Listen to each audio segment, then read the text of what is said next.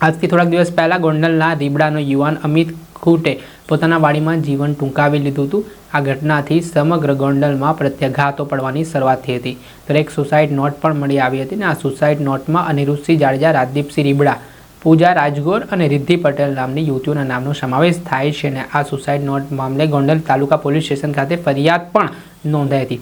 આ ઘટનાને લઈને હવે નવો વળાંક સામે આવ્યો છે, જેમાં ગઈકાલે ગોંડલના એડવોકેટ સંજય પંડિત અને એડવોકેટ દિનેશ પાતરની ધરપકડ કરવામાં આવી છે. હવે આ ઘટનામાં એક પૂરું આયોજિત કાવતરું હોવાની વિગતો સામે આવી છે, જેમાં એક્સ નામનો જે વ્યક્તિ છે તેને સોશિયલ મીડિયા ઉપર આ સગીરા છે તેને અમિત ખૂટ સાથે મિત્રતા કરવાની વાત કરી હતી, સાથે લાલચ પણ આપી હતી. ત્યારબાદ આ સગીરા છે તે અમિત ખૂટ સાથે મિત્રતા કરે છે, બંને વચ્ચે સંપર્કમાં આવે છે અને જે એક્સ નામનો વ્યક્તિ છે તે કહે છે કે અમિત ખૂટને આપણે ફસાવા છે ને તેમ કરીને દુષ્કર્મની ખોટી ફરિયાદ કરવામાં આવે છે. આ ફરિયાદ નોંધાયા બાદ પોલીસે તપાસ શરૂ કરી હતી. ત્યારે આ તપાસમાં જે એક્સ નામના વ્યક્તિ છે તેણે એવું પણ કહ્યું કે આ કેસની લડાઈ આ કેસ તારું સંજય પંડિત અને દિનેશ પાતર લડશે, તેમ એડવોકેટોને પણ આમાં સામેલ કરવામાં આવે અને આ મામલાના સંદર્ભમાં પોલીસે જે એડવોકેટોની ભૂમિકા સામે આવી તેમની સામે ગુનો નોંધ્યો છે. ત્યારે ઘટનાને લઈને શું કહી રહ્યા છે રાજકોટ રૂરલના એસપી હિમકરસિંહ ચૌહાણ તે સાંભળી. વિરુદ્ધમાં ગુનો દાખલ થયો છે. ગાંધીગ્રામ પોલીસ સ્ટેશનમાં જ 2022માં એક ફોર્જરીના કેસ એમના વિરુદ્ધમાં દાખલ થયો છે અને એ ડિવિઝન રાજકોટ સિટીમાં એક એક્સટોર્શનના કેસ સંજય પંડિત વિરુદ્ધમાં વર્ષ 2019માં દાખલ થયો છે. દિનેશ પાતર એ ગોંડલના રહેવાસી છે. એમના વિરુદ્ધમાં 2021માં ગોંડલ સિટીમાં એક છેતરપિંડીના ગુના દાખલ કરવામાં આવ્યા છે. જૂનાગઢમાં મહિલા પોલીસ સ્ટેશનમાં 498A હેઠળ એક ગુનો દાખલ છે અને ગોંડલ સિટી પોલીસ સ્ટેશનમાં 2021માં એક મારામારીની ફરિયાદ આ દિનેશ પાતર વિરુદ્ધમાં દાખલ થઈ છે. સર, જે એક્સની વાત આવે છે, એક્સનું ડિટેલ્સ સામે આવી છે કે હજી પોલીસ તપાસના કારણે કોઈ ખાસ આ જે ષડયંત્ર રચ્યું છે આમાં એક્સનું એક ઇમ્પોર્ટન્ટ યોગદાન છે. એ વ્યક્તિ પૂજા રાજગોરના સંપર્કમાં છેલ્લા 1 વર્ષથી છે, એમને ઓળખે છે અને કેમ કે એમની ધરપકડ બાકી છે એના લીધે અમે એના નામ જે છે એ ડિસ્ક્લોઝ કર્યા નથી. સર, અનિરુદ્ધસિંહ અને રાજદીપસિંહ આ બંનેનો રોલ શું છે? એમાં તપાસ અમારી ચાલુ છે.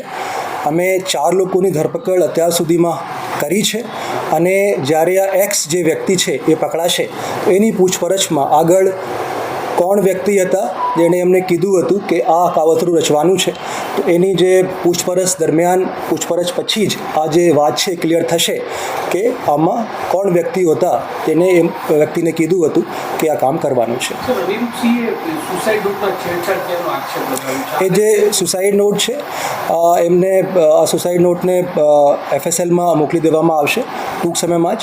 જે અમિત ખૂટ છે એના લખાણ જે છે એ મળી ગયા છે અને પ્રાથમિક દ્રષ્ટિએ એવું લાગે છે કે અમિત ખૂટના જ એ રાઇટિંગ છે.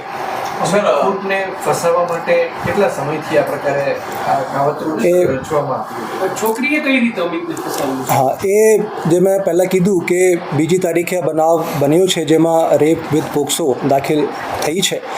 એનાથી લગભગ 10 દિવસ પહેલાં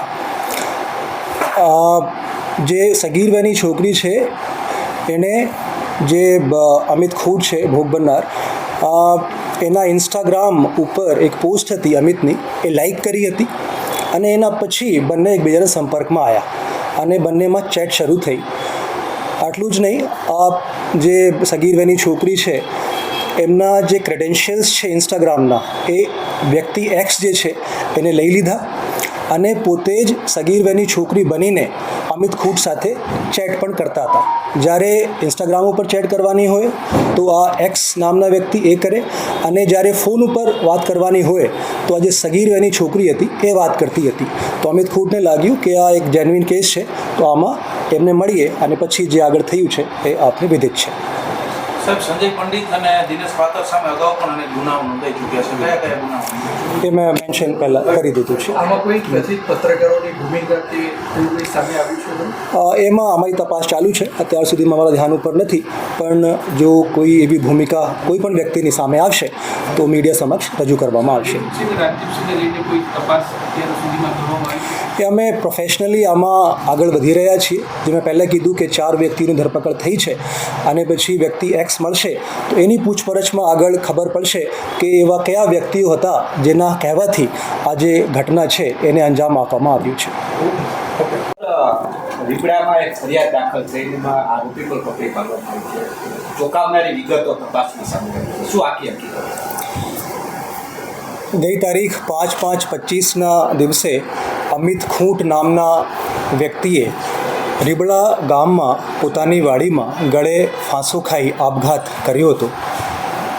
એમના ખિસ્સામાંથી એક સુસાઇડ નોટ મળી હતી, જેમાં 4 લોકોના નામ હતા. તો ગોંડલ તાલુકા પોલીસ સ્ટેશનમાં તે સંબંધમાં ભારતીય ન્યાય સંહિતાની કલમ 108, 61(2) અને 54 મુજબ 4 વ્યક્તિઓ વિરુદ્ધ, જેમનું નામ છે અનિરુદ્ધસિંહ જાડેજા, રાજદીપસિંહ જાડેજા, એક સગીર વેની છોકરી અને પૂજા રાજગોર, એ 4ના વિરુદ્ધમાં આ ફરિયાદ દાખલ કરવામાં આવી હતી. આમાં તુરત જ એએસપી સિમરન ભારદ્વાજની આગેવાની હેઠળ પોલીસની જુદી જુદી 5 ટીમો બનાવવામાં આવી અને આ કેસ ઉપર કામ શરૂ કરવામાં આવ્યું.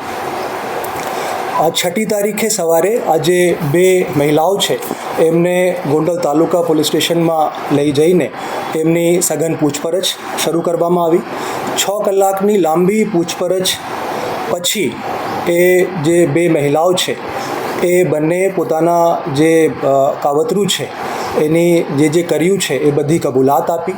આમાં વિગત આ રીતની છે કે ગઈ તારીખ 2/5/25ના દિવસે રાજકોટ સિટીની હદમાં એક પોક્સો વિથ રેપની ફરિયાદ દાખલ થઈ હતી. તો આમાં 2 તારીખથી લગભગ 10 દિવસ પહેલાં એક એક્સ નામના વ્યક્તિ આ જે 2 મહિલાઓ છે એમને મળે છે અને એમનાથી વાત કરે છે કે એક વ્યક્તિને એવી રીતે ફસાવવાના છે, તમને પૈસા પણ મળશે, નોકરી પણ મળશે અને તમારી જે લાઈફ છે એ સેટ થઈ જશે. એમની સાથે સાથે જ્યારે આ બનાવ બનશે ત્યારે 2 વકીલો, જેમનું નામ પણ એ માણસે કીધું, સંજય પંડિત અને દિનેશ પાતર, એ 2 વકીલો પણ તમને તમામ સહાય આપવા માટે હાજર રહેશે રાજકોટમાં. અને પોલીસ આમાં ફરિયાદમાં ના પાડે અથવા દેર કરે તો મીડિયાને બોલાવીને એ મીડિયામાં આપશે, જેથી કરીને પોલીસ ઉપર પ્રેશર બનશે અને પછી ફરિયાદ ઝડપથી દાખલ થશે. તો તમને ગભરાવાની કોઈ જરૂરત નથી. એ 2 વકીલો જે છે એ પણ તમારી તમામ લીગલ જે સહાય છે એના માટે ઉપલબ્ધ રહેશે. તો આ રીતની જે વાત છે એ જે વ્યક્તિ એક્સ છે આ બંને છોકરીઓથી કરી. એ જે 2 મહિલાઓ છે એમની સાથે એક ત્રીજી પણ મહિલા રહે છે. પહેલાં નક્કી કરવામાં આવ્યું કે ત્રીજી જે મહિલા છે એ આ જે કામ છે એને અંજામ આપશે, પણ એ પુખ્ત વયની મહિલા હતી. તો પછી એક સગીર વયની જે છોકરી છે એમને સિલેક્ટ કરવામાં આવ્યા અને પછી આ કાવતરું રચવામાં આવ્યું, જેથી કરીને આમાં પોક્સો વિથ રેપ લાગે તો આમાં જામીન જે છે એ આરામથી, આસાનીથી મળશે નહીં.